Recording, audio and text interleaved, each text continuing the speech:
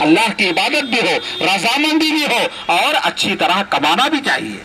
اور دوسری چیز مجھے اور آپ کو اللہ کے نبی کی جو حدیث ہے، نصیحت ہے، وصیت ہے، اس میں دوسری چیز اللہ کے نبی صلی اللہ علیہ وسلم نے فرمایا وَصَحَّتِكَ قَبْلَ سَقَمِكَ، بیمار ہونے سے پہلے جو صحت اللہ نے آپ کو دیا اس کو غنیمت جان لو۔ میں نے جوانی میں اس کا اشارہ بھی کیا کہ برا ہونے سے پہلے جیسا ہے ویسا ہی بیمار ہونے سے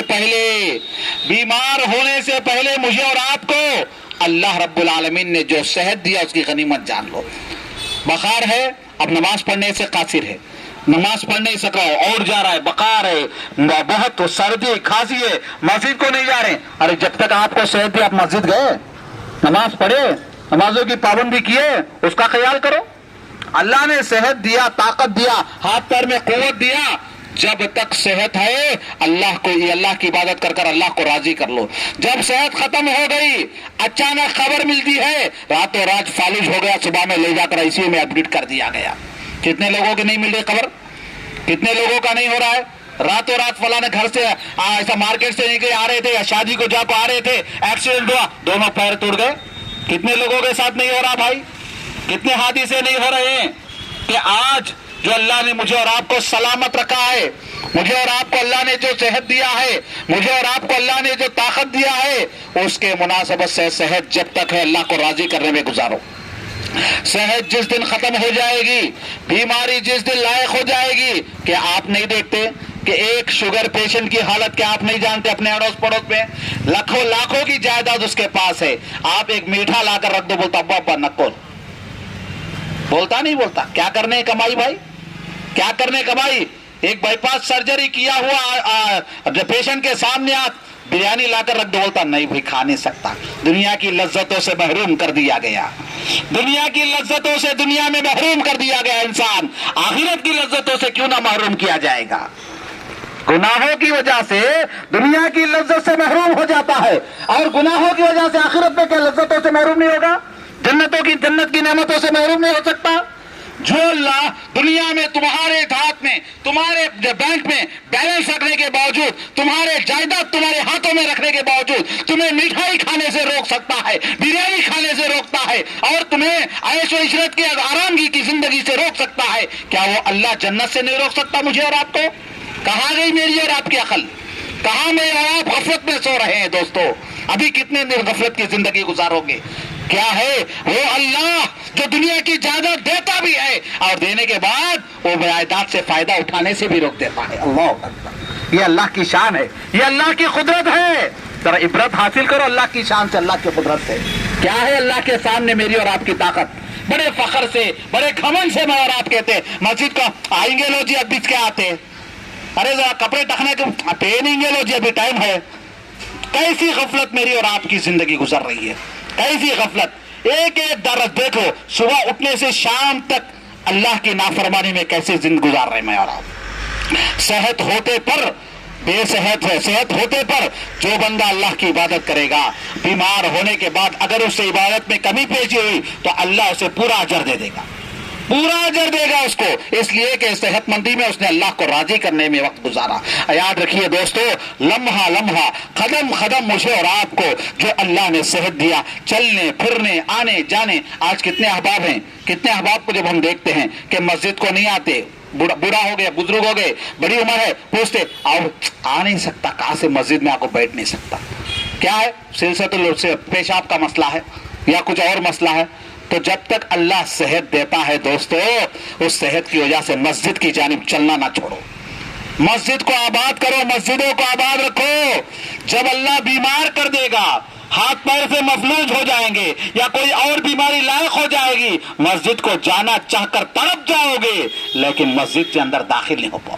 کیا فائدہ ہے ایسی زندگی کا؟ جس زندگی میں جس اللہ نے زندگی بخشی اس اللہ کو راضی نہ کر سکے، وہ زندگی کا کیا مزہ رہے گا دوستو، وہ زندگی کا کیا مزہ رہے گا۔ اس کے بعد تیسری چیز جو اللہ کے نبی نے فرمایا، وَغِنَاءَكَ قَبْلَ فَخْرِكَ، جو مالداری اللہ نے آپ کو دی ہے، جو مالداری اللہ نے آپ کو دی ہے، اس مالداری کو غریبی آنے سے پہلے غنیمت جان لو۔ جو بھی اللہ نے آپ کو دولت دیا ہے، مال دیا ہے، اس سے غریب حالت میں لانے سے پہلے غنیمت جان لو.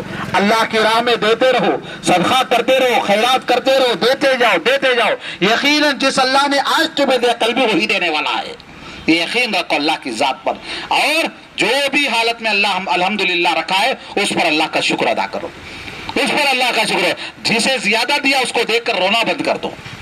جسے زیادہ دیا گیا اس کو دیکھ کر رونا بند کر دو.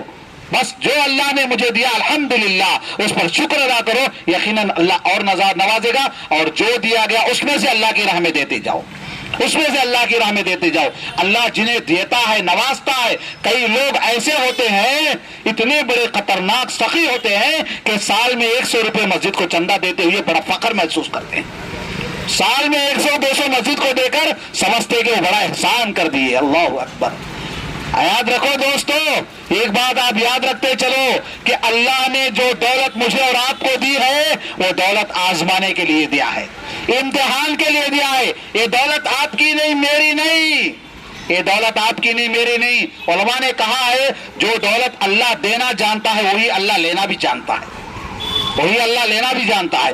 میں اور آپ سیٹ کر جمع کر بینک بیلنس چھپا کر رکھتے ہیں نا, ایک دن آتا ہے جو مسجد کو دینے کے لیے کتراتا تھا, مدرسوں کو دینے کے لیے جی چراتا تھا, یتیموں اور بیویوں کو دینے کے لیے چھپاتا تھا, وہ ہاسپٹلوں کو بنتا ہے جا کر, وہ ہاسپٹلوں کو بنتا ہے, وہ لائروں کو بنتا ہے, وہ جیل خانوں کو بنتا ہے. کیوں نہیں بنتا؟ پیسہ اس کا تھوڑی تھا, اللہ کا دیا ہوا تھا. وہ جیسے دیتا ہے دینا جانتا ہے ویسے لینا بھی جانتا ہے.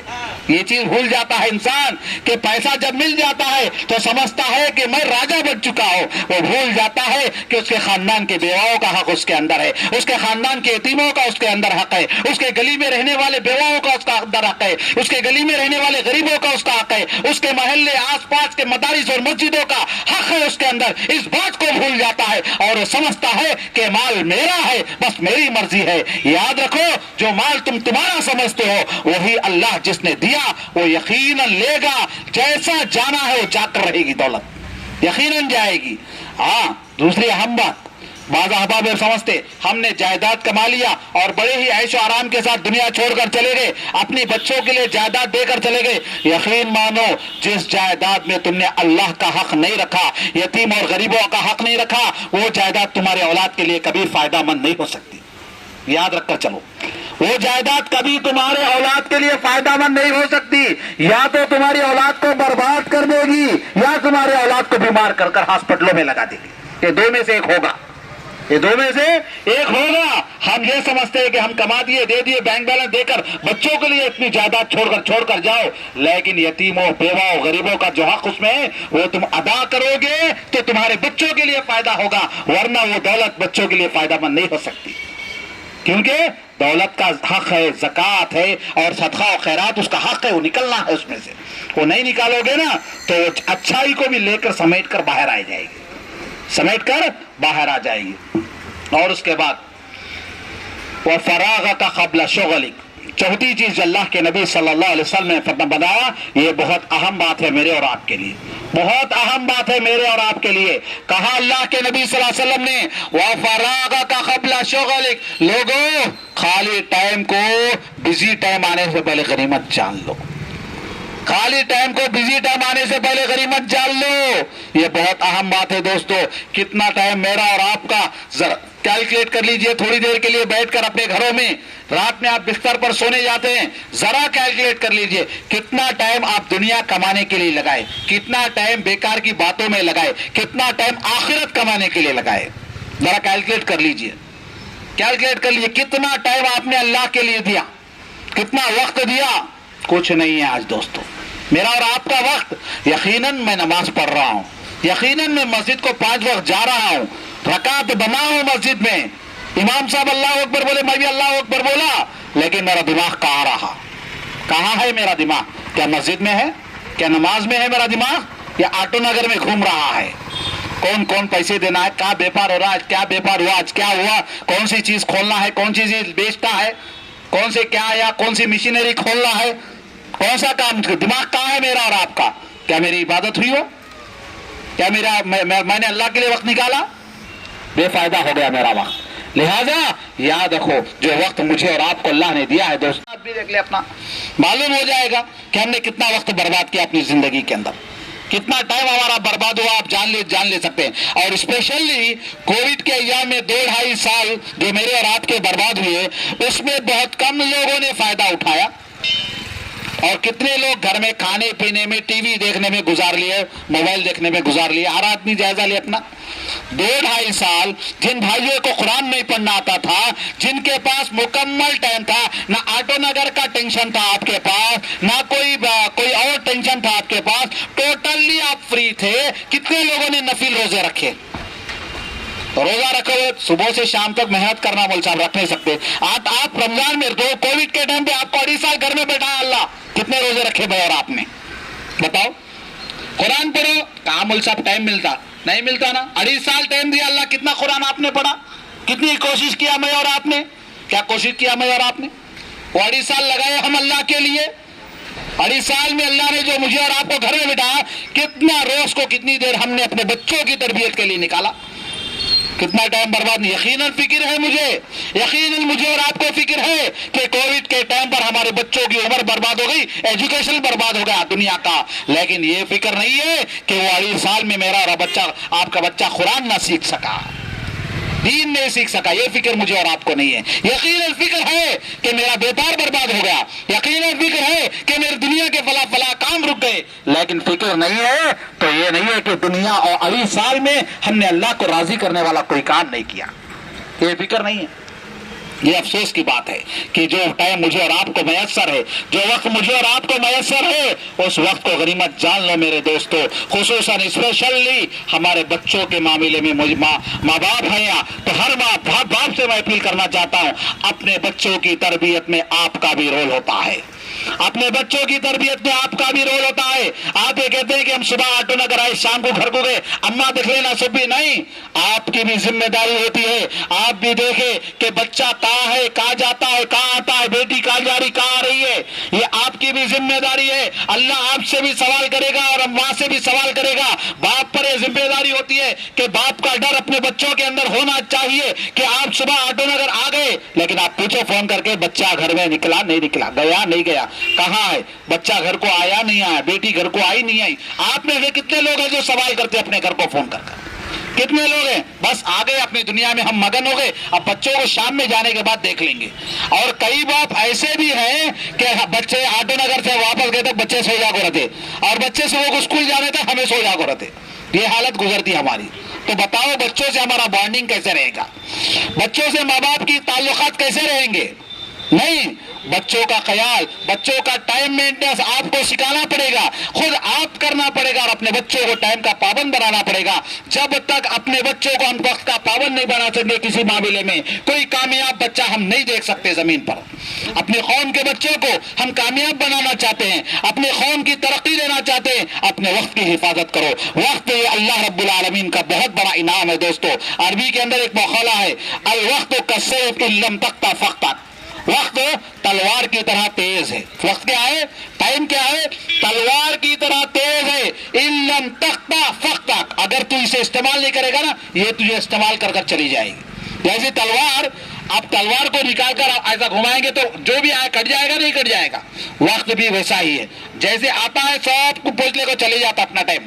آپ اسے یوز کرو نہ تو کرو، آپ اسے یوزلیس کر لو نہ کر لو، اپنا ٹائم نکل گیا. آپ بیٹھے موبائل چلا رہے، فیس بک دیکھ رہے، یوٹیوب دیکھ رہے، بیٹھے ہلا رہے، 10 منٹ ہو گئے، 20 منٹ ہو، آدھا گھنٹہ ہو گیا، آپ کو معلوم نہیں عشاء کی اذان ہوگی، مغرب کے بعد بیٹھے عشاء کی اذان ہو گئی. تو اب آپ کا یہ مغرب سے عشاء تک کا وقت اللہ کی عبادت میں گزرا یا دنیا کے پیچھے گزرا؟ چلو دنیا حلال روزی کمانے میں گزرا یا بیکار کی کاموں میں گزرا، وہ بھی دیکھ لو، تھوڑا وہ بھی دیکھ لو.